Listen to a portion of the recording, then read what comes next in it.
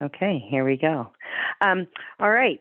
Good evening, everyone. Allison Scoburg here. I'm here tonight with ADDA, ADDA or ADDA, whatever you may call it, the Attention Deficit Disorders Association of Houston. ADDA has been around since 1987 in the greater Houston area, and it was founded by a woman by the name of Pam Esser.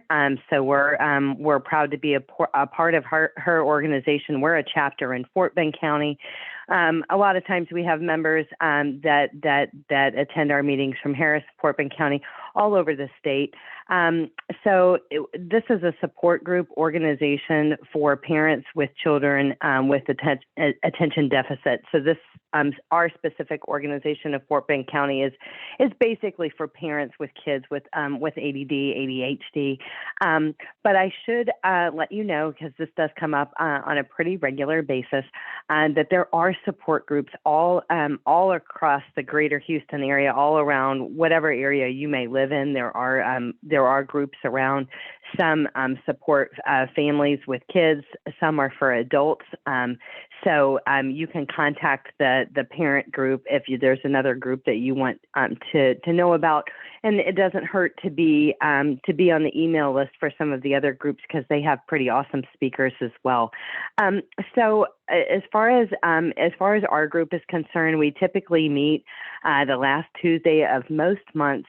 We have been meeting by Zoom for 2 years now. We used to meet in person, but of course with COVID, we switched over to Zoom.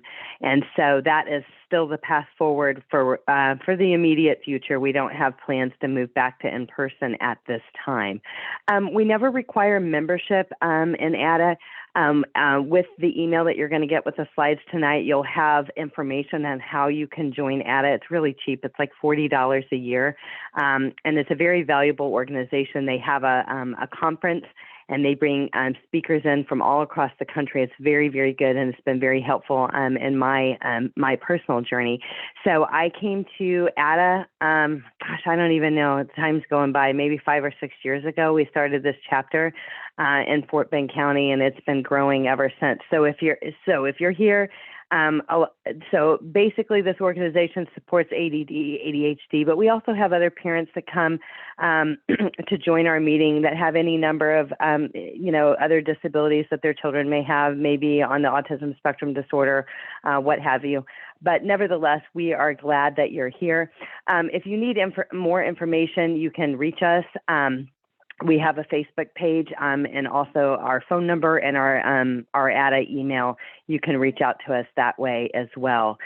So having said that, I am super, super happy to have Sydney back with us. I've had the pleasure of hearing Sydney speak on a pretty regular basis, and she is a wealth of knowledge on everything cyber and everything that you basically need to know to protect your loved one, your child, our teenagers, whether they have special needs or not, from some of the pitfalls and traps that are out there right now, and things that as parents that we need to be aware of. A lot of the stuff we didn't have. We didn't have the things at our fingertips and the access to things that our kids have. And our kids with disabilities, with intellectual disabilities or developmental delays, that complicates it. This is complicated for neurotypical kids and for parents navigating these waters with neurotypical kids. We throw in special needs and kind of learning differences and things like that, and it can be even more challenging. So having said that, Sydney, thank you for being here with us tonight. I'm going to stop my share. And again, tonight's meeting is being recorded. If you're wondering, we can't see you and we can't hear you. Your microphones and your cameras are muted, so don't worry about your kids in the background if you were worried about that. But we do want to answer as many questions as we can tonight within the time allowed. We're going from 6:30 to 7:30, so if you're planning dinner or planning tonight's evening events, we will be done by 7:30. So thanks so much, Sydney. I'm going to stop my share right now. Hi, everyone. Okay, let me go ahead and share my screen now. Got to do the switcheroo. Thanks so much for having me back. Again, my name is Sydney Zeiger, and I am the director of our Safe Community Institute at Crime Stoppers of Houston. This is my contact information, the best way to get a hold of me. Everything, every link to everything in my life can be found via that QR code, or you can simply just email me. I'll put this slide up again at the end so that if you have direct questions that you'd like to ask me, you can always reach out. So this is just a quick overview of the programs that I oversee. So if there's ever any link or anything that you need from us from any of these programs, you can reach out again. So I oversee our Safe Community Program. Victim Services is an arm of the Institute. Our podcast, that's called The Balanced Voice, and we'll talk a bit about The Balanced Voice because there's several podcast episodes that I'll encourage you to listen to throughout this presentation. And then our research center. Our research center is really the place that we try to push out all crime trends and information about public safety, kind of how things are linked there. So today we're talking about cyber safety, and we're really thankful to T-Mobile and Connectivity Source for making this available. If you've never attended a Crime Stoppers presentation before, welcome. All of our presentations, all of our education material will always be free, thanks to our wonderful donors. So Crime Stoppers is a nonprofit organization. We're funded by third-party sources. And our mission is to solve and prevent serious crime. This has been our mission since 1980 when we were established. In the early 80s, when we came to Houston, we were solely a tip line. So we were simply a place where people could call and report typically violent felony offenses. So people would call, stay completely anonymous. We're actually, fun fact, the only reporting system in the state of Texas that's fully anonymous. So Crime Stoppers kind of makes it so that you can safely call and report anything about a violent offense. And then if your information leads to an arrest, even in some cases, identification of a suspect, you can get paid up to $5,000 in cash. So that's how we started. But then in 2013, when our current CEO, her name's Renia Mancarios, took over, she looked at our mission to solve and prevent serious crime. And she really looked at that prevention piece. And really previously, how we thought of prevention was a crime solved through our tip line was a future crime prevented. And so that was just the end of it. And when she took over, she really thought about it and said, I think we can be doing more to fully prevent crimes from happening, in that we can be educating people on how to keep themselves, their families safe so that they never are a victim of crime of any kind. So that's when she introduced the ideas of our Safe School program and our Safe Community program. Both of those have grown tremendously. They're both now institutes. Our Safe School Institute is our program where we educate students ages pre-K through 12th grade. It is overseen by Jenna Fondren, the director there, and they go to schools all over the state of Texas.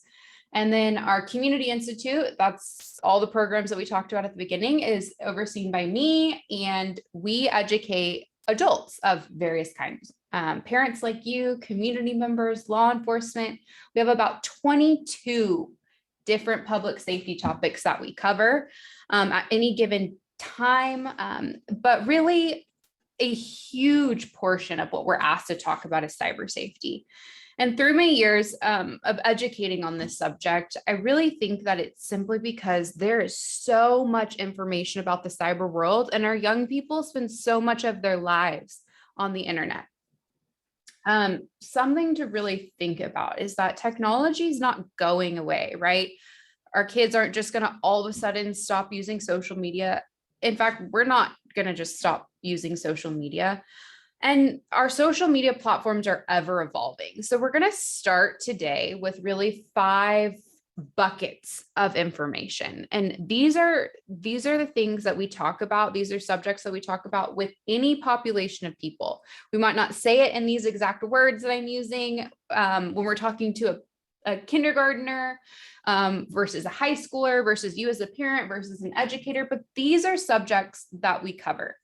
We're going to spend about the first half or so of this conversation just kind of really getting grounded in some frameworks. And then I want to spend a lot of time providing you with resources and with real tangible things that you can do to keep your family safe or help keep your family safe. So first, things to remember: the internet is a shared space. I know this seems like a duh statement, right? Like, of course it's shared, but this is something to really remind your students of on an ongoing basis, okay? We share the internet. We share the internet with each other. We share the internet with fellow students. We share the internet with toddlers who get on YouTube and like to watch little cartoon videos. We share the internet with criminals, people who are trying to harm us. At any given moment, there are over 500,000 predators online at any given moment of any given day. And that's honestly, in my brain, probably a very conservative estimate of the amount of online predators that exist, okay? So we have to keep that in mind. We have to keep that in mind for everything that we do online. We have to think about, hey, how could someone who is specifically trying to harm me or specifically trying to harm my child going to digest this information, okay? The next thing that we have to remember is that the internet is not private. And I'm telling you that there are many social media platforms that try really hard to make you believe that that you can have a private account. Think about it. You can sign up for a private Instagram, or you can make videos private on TikTok. You can even make pictures or videos or messages private on Snapchat. You can make your Facebook account private.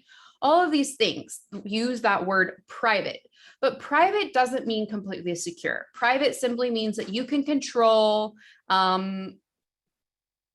theoretically, who can and cannot view your content. Although that does not account for things like, hey, screenshots exist in our world. So people can easily take a picture of your content, even a screen record. I can record anything that pops up on my screen on my phone or even on my desktop, record what's going on, and I can reshare that information. So let's say your child says, hey, my Instagram's fine, it's private.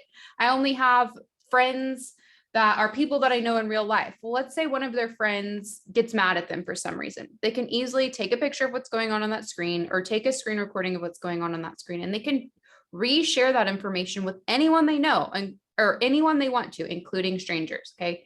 It's really important to keep that in mind. The other component of that to remember is that these platforms are collecting data constantly. Data about what things we're interested in, where we frequent, where we live, where we work, what we post about, what groups we're a part of, even your orientation of your body in a room. Have you ever noticed that whenever, let's say you're at a party and someone that's at that party, but you've never met before, okay? Maybe you talk to them, maybe you don't. And then all of a sudden they pop up as a person you might know on Facebook, okay?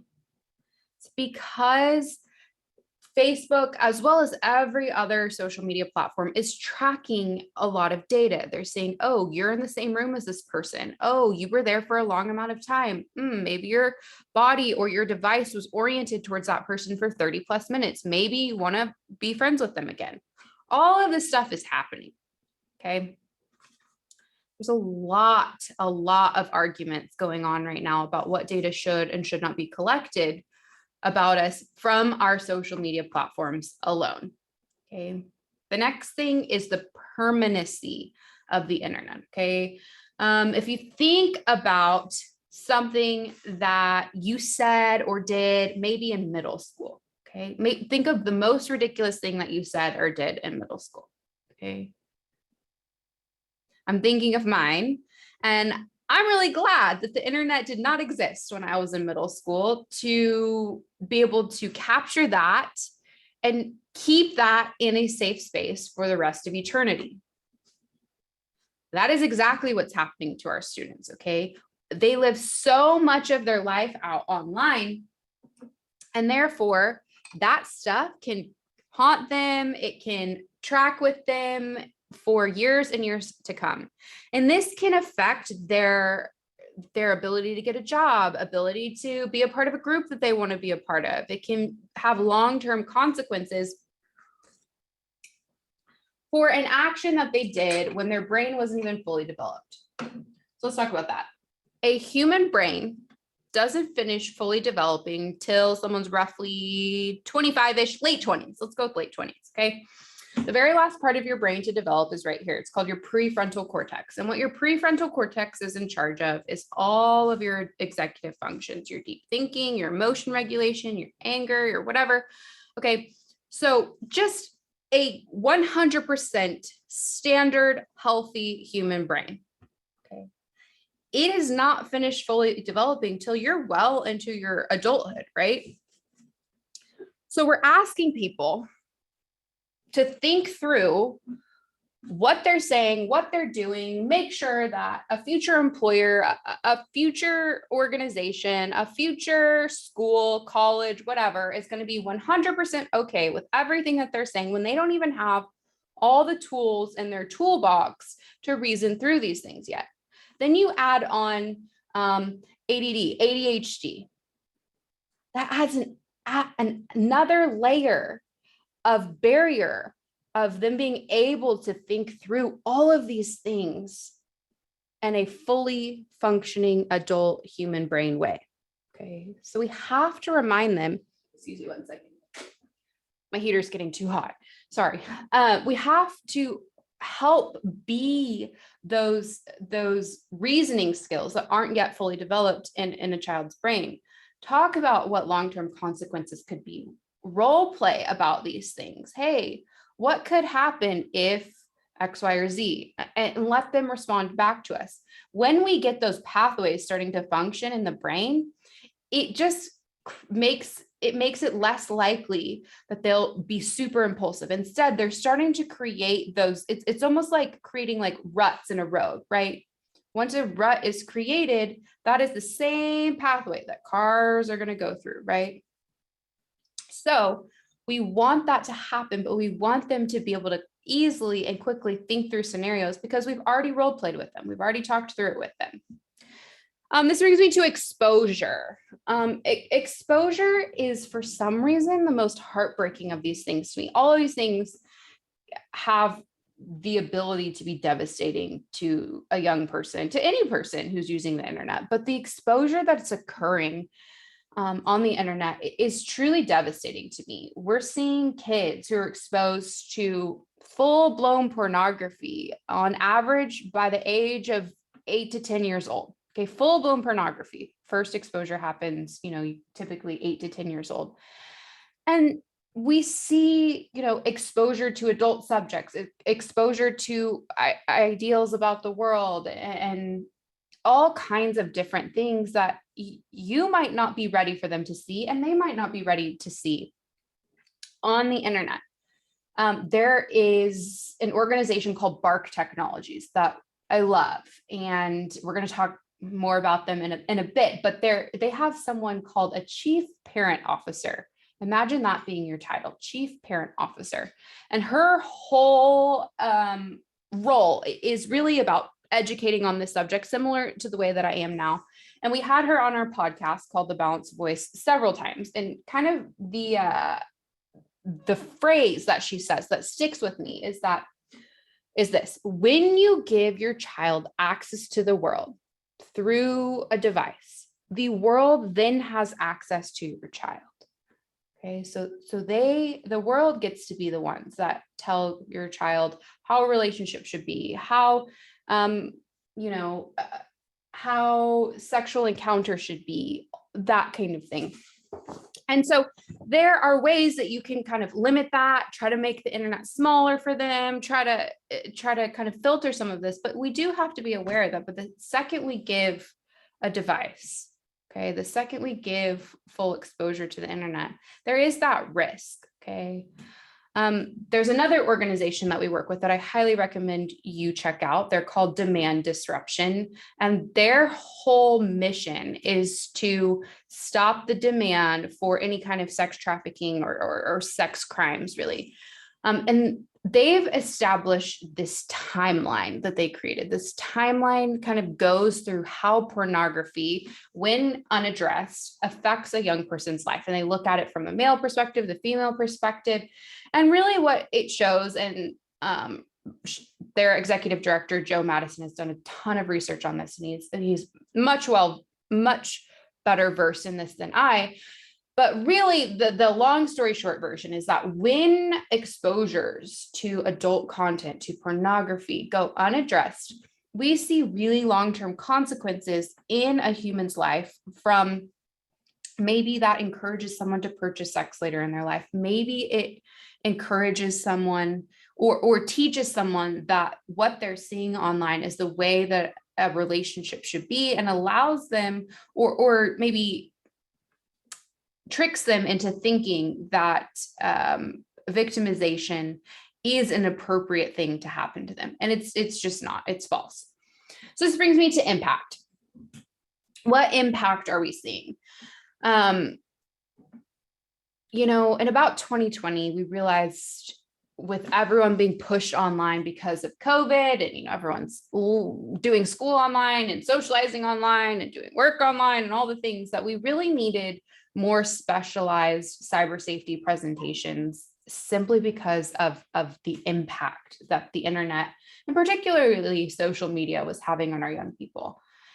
We now have 5 presentations. This one that you're getting today, one simply on social media, one on video game safety, another on the link between cyber safety and human trafficking. And our most recent one is on the link between social media and mental health struggles. Okay.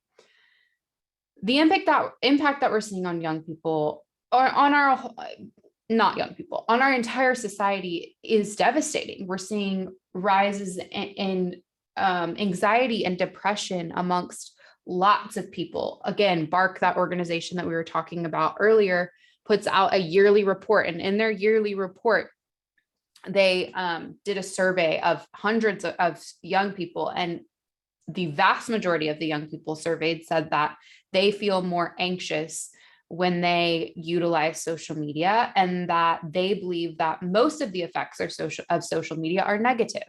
Okay. We're seeing an increase in eating disorders. Okay. We're seeing eating disorders occur younger and younger and younger. We see 3rd graders who have eating disorders now. Okay. They're living with eating disorders now. We see opportunities taken away from people because of mistakes they make online at a young age. Okay. There's all kinds of negative impacts. So here's just a couple internet facts. Allison, do you have something for me? Yes, I just wanted to, and I put this in the chat box too. I just wanted to say that that the BARC is so critically important, and I have, been a student of these apps and parenting apps that might be helpful of collecting content that you might need to help to protect your child. And BARC does a really, really phenomenal job on this. It's important to note that if your child is over 18, you can't do this. That's against the law. But BARC is really, really good. And the thing is as parents, we hear about cloning phones and all these other, antics and things. But BARC, when you work, or you're just even a parent, even if you don't work, nobody has enough time to monitor all these texts and posts and things that these kids are doing. It's crazy. This is the way they communicate. It's thousands of what they're doing. But BARC is really, they're looking at that for vulgarity, for any kind of, inappropriate, conduct. Inappropriate pictures, or somebody that might be, targeting or grooming. They're looking for medically concerning content.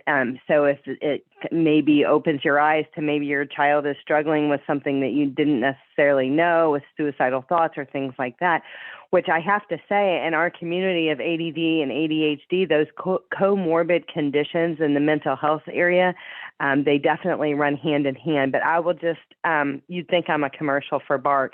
I would just like to say it's like $10. I know. It's like $10 a month. And I've researched all the other ones, and I would just like to say that BARC, hands down, does a really good job. And I'm going to put a parent group in the chat box. I believe, I'm going to look it up, but I believe it's Parenting in a Tech World. Yes, I that's think Tanya that's Jordan's group. Yeah, the chief parent okay. Yes. officer. And it Yes, has, the Facebook group, such a Parenting in a wealth of Tech World. knowledge. It is Yeah. wonderful. Yes. Anything that you have ever encountered, if you've ever dealt with, you can basically search that topic in that parent support group. It's a closed group. You have to ask to be into that group, but it's really, really good. And so that is one that I would like and follow. Parenting in a Tech World on Facebook. You can do that for free. So I just wanted to chime in with that because I have spent hours and hours and hours researching various programs and software and things like that that are good, that do it, that actually do what they say they're going to do and do a good job. And I would say Bark is it. Bark is by far my favorite, and I'll tell you a little bit more about exactly how Bark functions in a bit. But same as Allison just said, I always say Bark doesn't pay me to say this. I just really think that they're awesome. Anyway, let's go through a few internet facts. First of all, there are over 500 hours of content uploaded to YouTube every single minute of every single day. I tell you this simply to give a little bit of framework to how much content is being pumped into the internet and into various social media platforms by the second. Okay. This means that it is impossible for there to be a team of people that sit and watch every single video that's uploaded to YouTube and decide if it is appropriate for everyone or not. So now we focus or we trust machines to do that, and they do a decent job, but there's still a lot that gets missed. Okay. So it is important to know what is happening on that screen. Okay. You want to think about what kinds of boundaries would work best for your household and for each individual student. I think that component is really important, especially when you're dealing with ADD, ADHD students. Every student could be different. In general, every student is different, but every student's level of maturity, impulse control, they're all different. So what works for one of your kids might not work for the next. For me, I like to suggest, and again, these are all suggestions. Of course, you know what's best for your family, but I like to suggest only allowing YouTube in an open area where you can see and hear what's going on. Kind of statistically, the most dangerous thing that you can do is allow a device behind a closed door, especially at nighttime. There is an organization called Protect Young Eyes, and they are awesome at kind of giving I think they give 4 frameworks for places that you really should pay attention to protecting. And one of the main things that their CEO always says, his name's Chris McKenna, is do not allow devices behind a closed door at night. And if you look into the research on that, it's just time and time and time again. Dangerous conversations, direct messaging, risky behaviors often occur at nighttime in a bedroom, somewhere where you can't fully be aware of what's going on that device. I'm gonna kind of continue going so that we can make sure to get through all of this, but 60% of connected devices do not properly inform on data collection. So what this means is that there is a lot of social media platforms. There's a lot of companies, websites that are collecting your information or your child's information that are not telling you that they're doing so in the way that they're supposed to. Why does this matter on the day-to-day? Because once your information is collected, once your data is collected, then that app or website start pushing information that they think you as the user or your child as a user would be interested in. So let's use TikTok as an example. Purposely, my husband and I did an experiment. We both downloaded TikTok at the exact same time. We live in obviously the same house. We generally have the same friends and all the same things. And we just started using TikTok as we would. We both really like dogs. We're pretty obsessed with dogs. We would like dog videos. Then I started noticing that TikTok was framing more and more and more to each other. I would get maybe what I would consider an inappropriate video suggested to me, maybe every like 100th video. I'd be like, that's pretty good. Okay. Then after about a month, I said, okay, let's switch and see what my husband's getting. And I'm telling you, the things that were pushed, the ads that were pushed to him are far more inappropriate to me. But the second that I clicked on a video or clicked on, or even just hovered on an inappropriate video for a long time, I started getting more and more and more of those videos. For example, my programs manager, her name's Caitlin Fry. She sent me something that she saw on TikTok and she said, oh my goodness, I cannot believe this is on TikTok. And I clicked it. Okay. I clicked it and I said, wow, I can't believe that this is on TikTok either. And almost immediately my entire feed became highly, highly inappropriate videos. So let's think of how that could play out for a young person. Let's say a young person sees something that they are completely innocent in. They just are curious. What is that in that video? So they click it and they watch it. Okay, well now TikTok says, oh, maybe you're interested in that, and starts pushing you more and more and more of those images. When your brain is not developed yet, and even if it is, when you're seeing that again and again and again, it becomes more and more tempting to stay on that video, to keep watching it, to think that that's how you should be treated, to think that that's how you should treat others. They become really dangerous. We're going to watch this short little video. It's like maybe a minute or two about some different solutions that you can implement for your child's digital well-being. This is an organization called Common Sense Media, and I highly recommend Common Sense Media as a resource as well. They have a whole YouTube page, one in Spanish, one in English, about any and every app or video game or TV show that you or your child would potentially be interested in. It kind of walks you through what their perspective is on it. You can sign up for their newsletter, and their newsletter will keep you up to date on the hottest, latest trends. And on commonsensemedia.org, you can go to commonsensemedia.org, and there's a search bar. That search bar, you can look up any app, any game, any TV show, any movie, and it will give you a rating based on what other parents and Common Sense Media's experts are saying about that. So we'll say, this TV show is rated T for teen, although we think that it's really more should be viewed by people 18 plus. There's a lot of graphic content. There's a lot of violence. There's whatever. And it will tell you how some of the functions work. So I really love Common Sense Media. Here's a very quick snippet of how their videos are, but I do like to just show this. So let's watch this quickly. Every generation has been skeptical or fearful of the technology of the new generation. Maybe there's a reason that there's this apprehension and this fear, because maybe we are moving further and further away from our humanity. We talk about addiction, we tend to think, oh, this is just happening by accident culturally. Like, what are the kids doing these days? What we miss is that this is happening by design.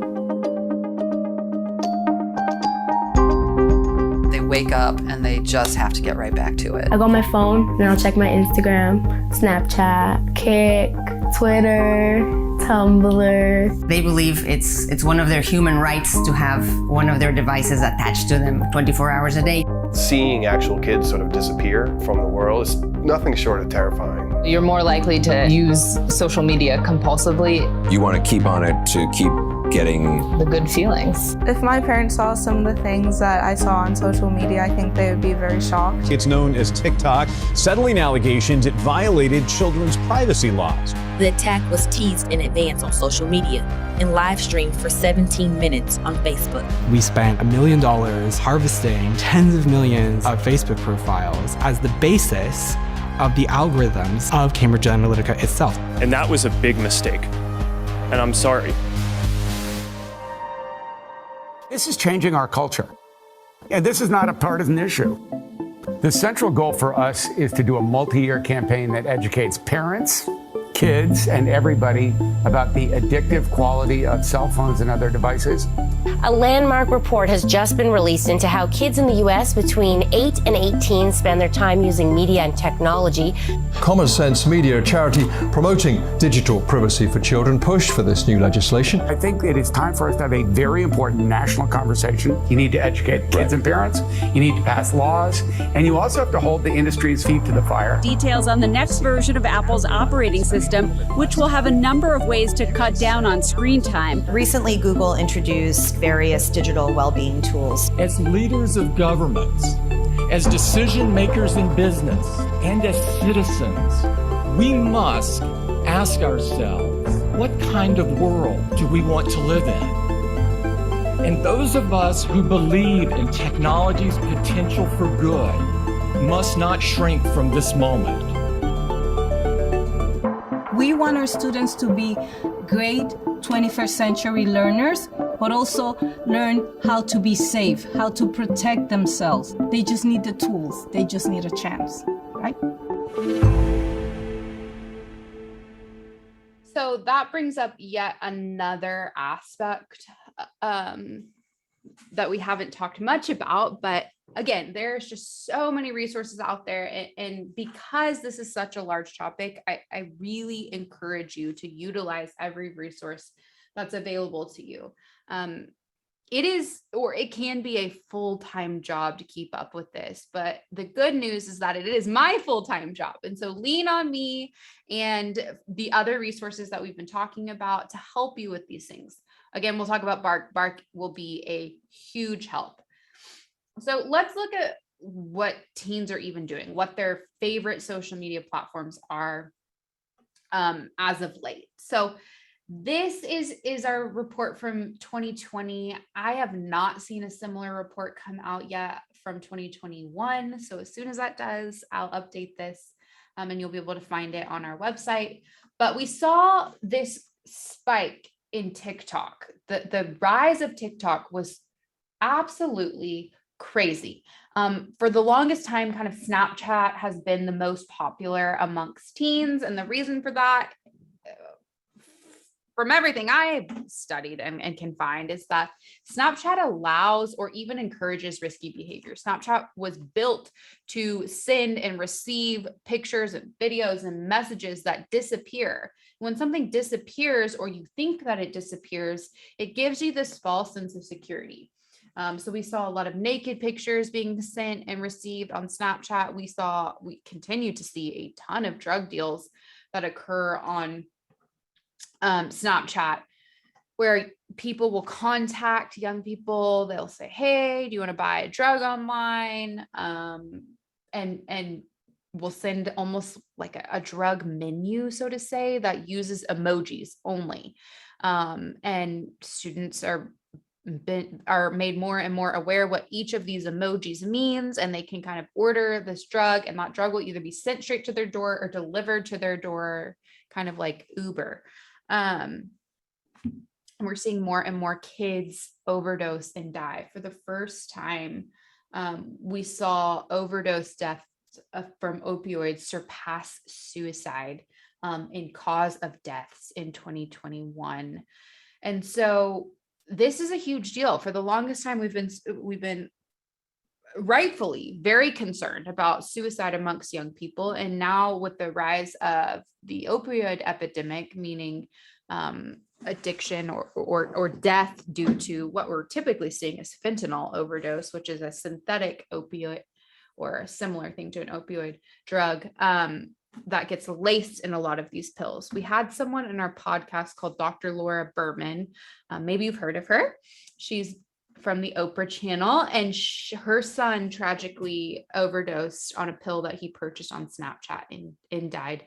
And you can listen to that episode. We did one with just her. We did another one with her and Titania Jordan from Bark, that lady that we were talking about earlier in the presentation. And after we did that presentation, my phone and our CEO's phone just started ringing off the hook with parents of teens who said, this has happened to my teen, or this has happened to my friend's teen, or, you know, my kid didn't die, but they did overdose and luckily we saved them. And so we created a resource. It's called Drugs in a Snap, and you can find it on our website. I am happy to put the link in our chat as well. And basically it is a 5-step fentanyl poisoning prevention plan. And it gives you 5 things that you can do immediately today to help kind of prevent this. One thing that I do want to touch on before we move away from Snapchat and we talk more about Instagram and TikTok is I want to encourage every single person to get Narcan nasal spray. Narcan nasal spray should be in everybody's medicine cabinet. And it is a nose spray, like, you know, you think allergy nose spray, similar to that can be administered if someone overdoses, and it can kind of sustain life long enough for paramedics to get there. It's a life-saving drug. In that same episode that we had Dr. Laura Berman and Titania Jordan on, we also had the founder of Narcan nasal spray, and he talked a lot about this. You can get this for free, and I'm happy to put the link of where you can get Narcan nasal spray for free as well. Or you can reach out to us. We have an ongoing shipment that comes to us, and we're happy to send you some for free as well. Even if you think there's something that those of us who work in the cyber field like to call not my kid syndrome. Not my kid syndrome is where we are tempted to believe, oh, my child would never do that. And it's not for any bad reasons. It's just, it's hard for us to believe that our children would engage in things. But even if you're thinking not my kid, and maybe if truly your kid would never tamper with drugs, you never know what accidents could happen or what child could be in your household that overdoses. It could be your child's friend. And just having Narcan nasal spray available can really save a life. Again, I'll put more links in the chat at the end. So let's look at this TikTok Instagram situation. Instagram, while it's still very popular, has officially been surpassed by TikTok.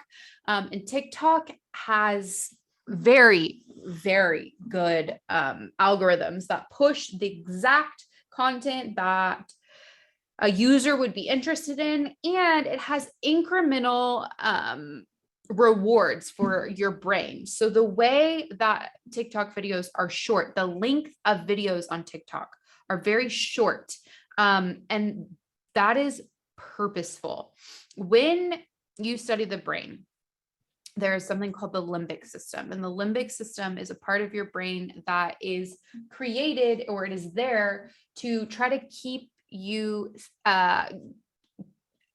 tell your body when you need something for survival, basically. And so think about it. When you're hungry, your head hurts, your stomach growls, or you're moody, okay, that is your limbic system saying, hey, I need something to survive. Problem with your limbic system is that it's not a very complex system, and it can be easily tricked, especially when your prefrontal cortex, which is what we talked about previously, hasn't fully developed to kind of say, hey, limbic system, chill out. That's not actually what we're looking for right now. So the social media companies prey on the fact that your limbic system is easy to trick. So what happens is your body can be convinced that it needs that reward. The same kind of reward that you get from food can be achieved through things like TikTok. It's simply that you get a chemical drip of dopamine in your brain. Of course, you'll still be hungry. Of course, you need food, but the way that your body responds can happen from a lack of dopamine. So if your body gets used to having a little drip every time you see a video, because it gets a little drip of a happy feel-good chemical whenever you watch a short video, well, then your body gets used to that much. So then it needs that same amount the next day. So you're not moody, right? And then needs a little more and a little more and a little more. And companies are really aware of that. TikTok does a beautiful job of that. We also see an incredible amount of dangerous and inappropriate content on TikTok. TikTok will come out frequently and say they have new community guidelines that are going to make this all better. They're not going to allow inappropriate things. They're not going to allow dangerous things. Yet I still get highly inappropriate videos on my TikTok every day. So here are some trends that we're seeing right now. We're seeing a lot of sugar baby culture. Sugar baby culture is where people glorify the idea of having a sugar daddy. There are several people that pop up on my TikTok feed every single day that really encourage being a sugar baby. This is essentially when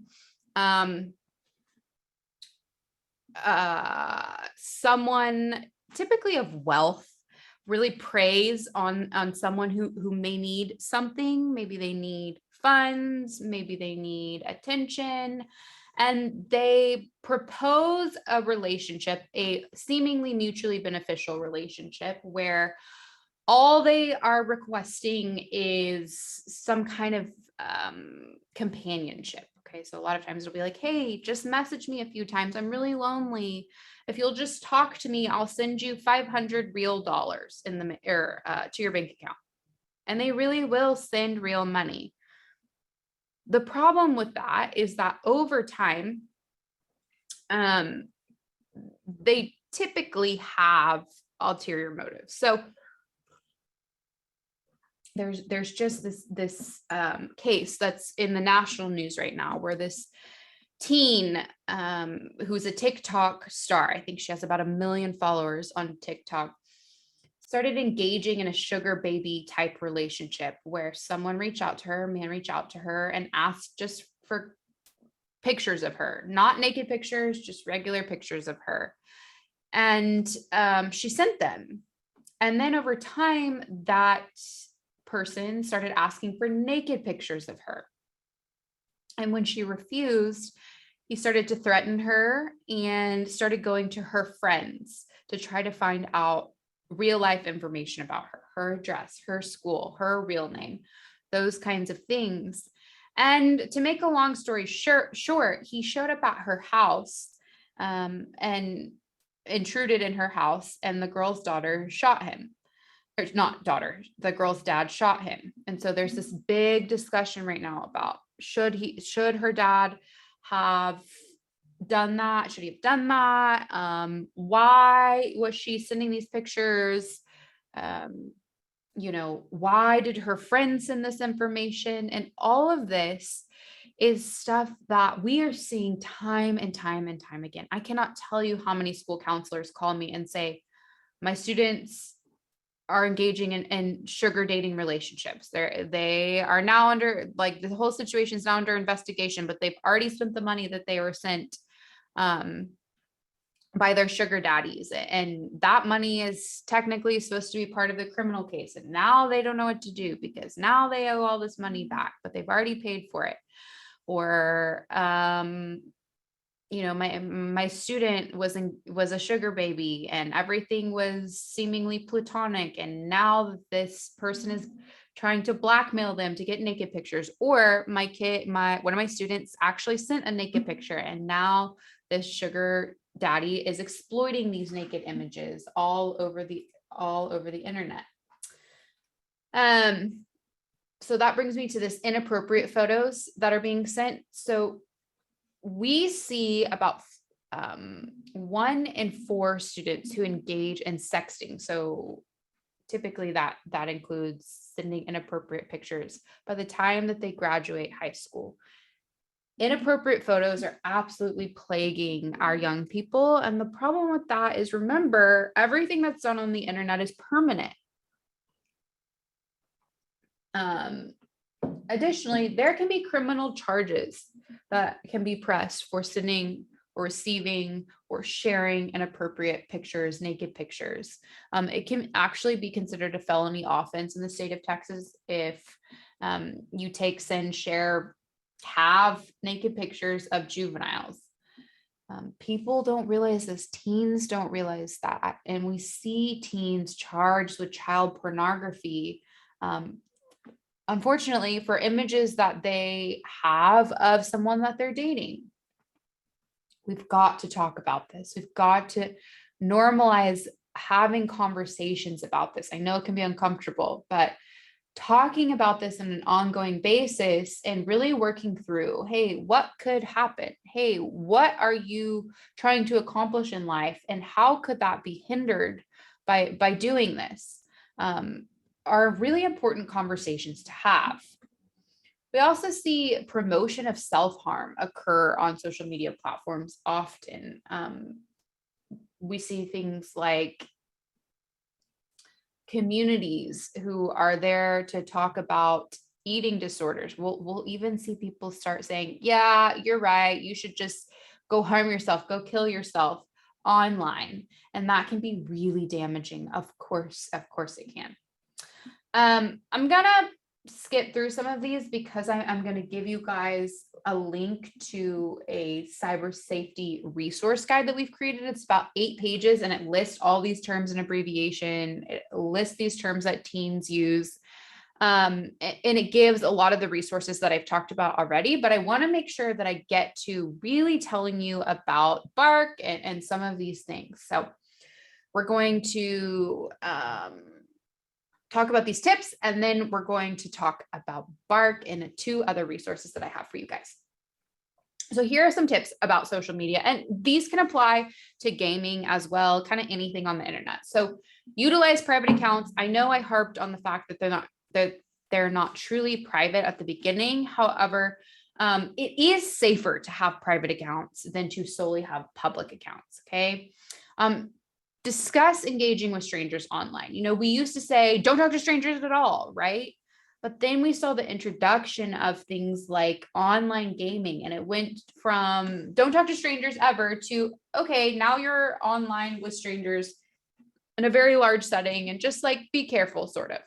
But what does that mean for your family? What does being careful when you're engaging with strangers? If your child's playing a video game online, that means that they're playing with strangers, and likely they're playing with people who are not juveniles. They are adults at this point. There's only about 18% of people who play online video games in total are under the age of 18. Everyone else is over the age of 18. Okay.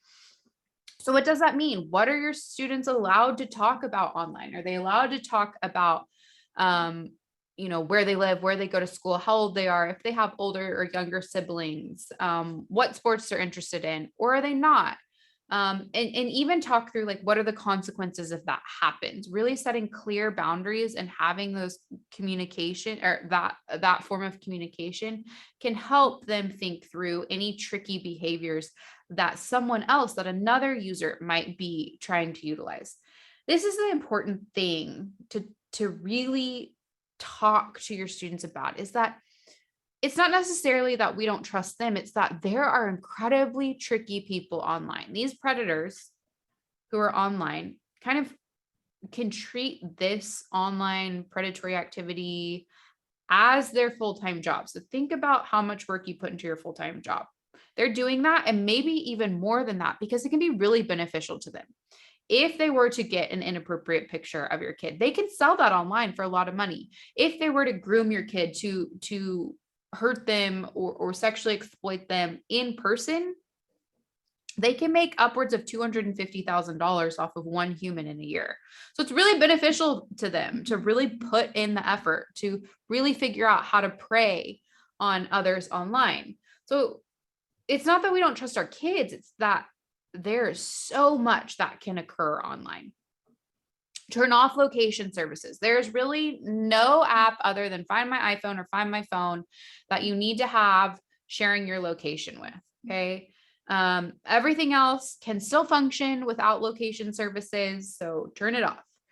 Encourage your student not to complain online. Complaints are a huge target for predators to really kind of prey on somebody who's complaining about having to go to their brother's basketball game, having to leave to go eat dinner. Oh, their parents are terrible. They hate their parents. They hate their sibling, whatever.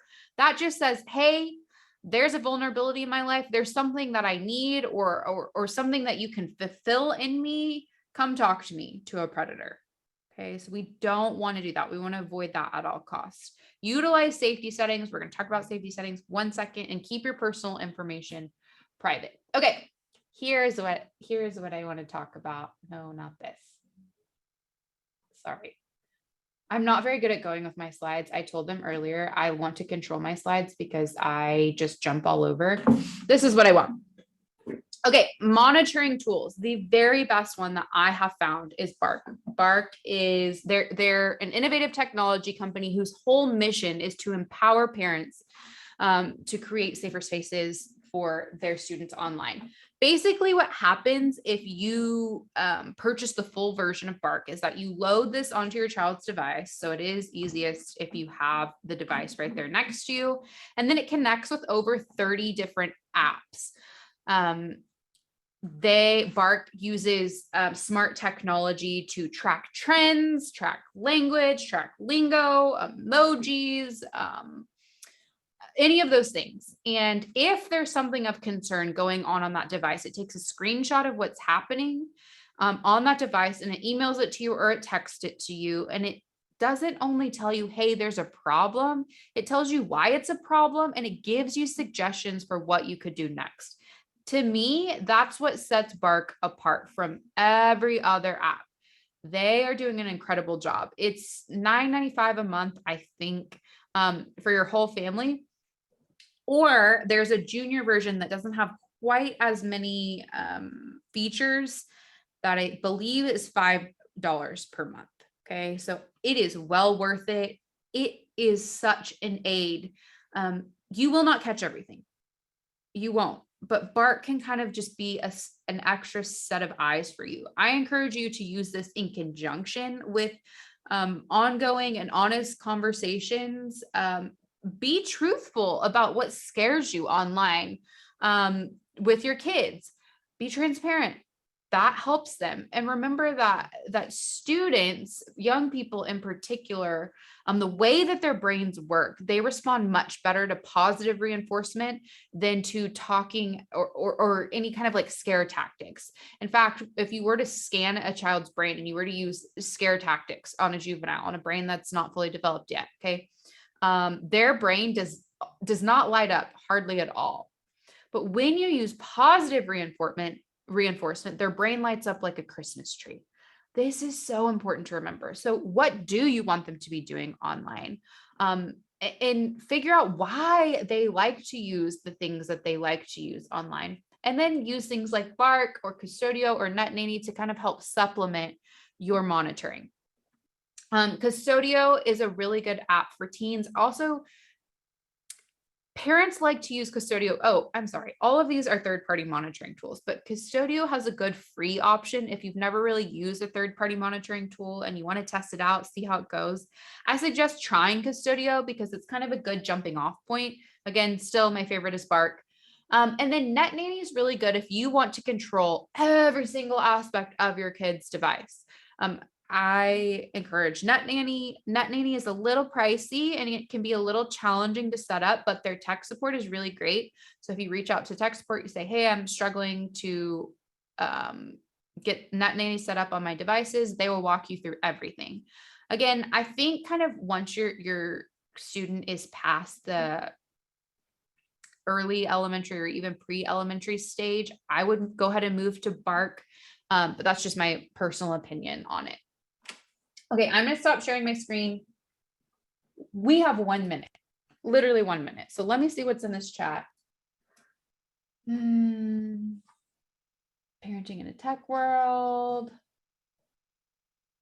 Okay, let me. I was just putting a lot of links in as you were spitting them out. I was putting them in there. And when we send that email out with your slides, we'll add those links. If there's any additional links, special things that you want people to know. I think the one thing that we do need to know is where they can get the free Narcan from. You mentioned Narcan, so if you could send that link to Meredith, when Meredith puts the email out to everybody, she'll put that link in there as well. I think that is good advice. It's crazy the bad stuff that's happening and the things that look like candy and the things that they think is something they just really don't know. And then, something bad is happening quickly. And this is for even our good kids, right? Our good kids that it happens to anybody. It doesn't mean that your kid has to be this bad kid or with the bad rap or anything. These really innocent, I think sometimes it's even happening easier to the very innocent, the innocent kids. So if you'll send us the link for that. And I know that we're basically out of time, but I just wanted to open it up if anybody else out there tonight that has done this presentation. Do you have any other questions that you want to ask about? I know that this is a big topic. It's tough, and it's ever evolving. That's the thing, is you can study this all weekend, one weekend, and then the next thing you know, there's some kind of other thing that they have figured out how to navigate. But one thing they can't do is take bark. They actually can think that they can take bark off their phone, but they basically can't.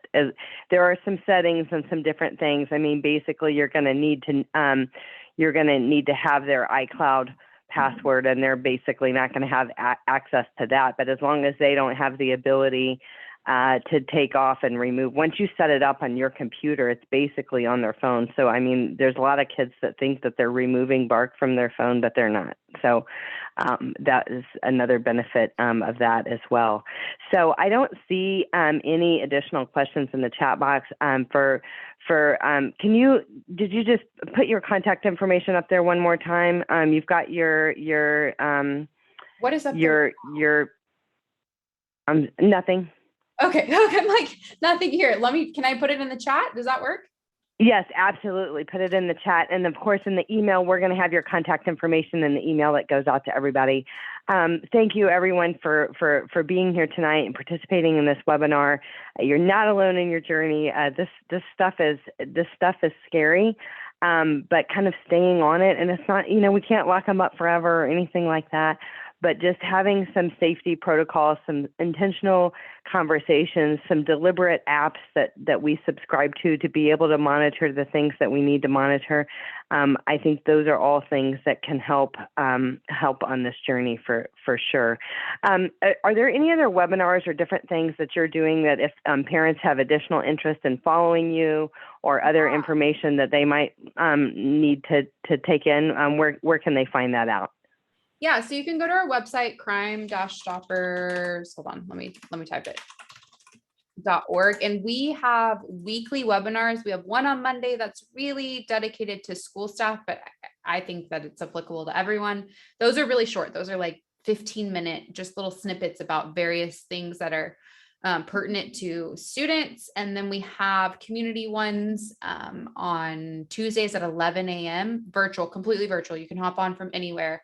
And it's just a variety of different topics. For example, tomorrow we're talking about summer camp safety, which seems funny, but now we're starting to get into that time where it's time to sign up for summer camps if you're going to summer camps. And so that webinar is talking about what you as a parent should be asking and looking out for to make sure that a camp is doing all the best safety things. There's a lot of victimization that can occur at a summer camp. I think next week we're talking about teen dating violence. So again, always free. Just go to our website, crime-stoppers.org. You can look at our events calendar there. Thanks so much, Sydney. Thanks for joining us tonight and providing us this great information. Thanks, guys, for spending your time with us tonight.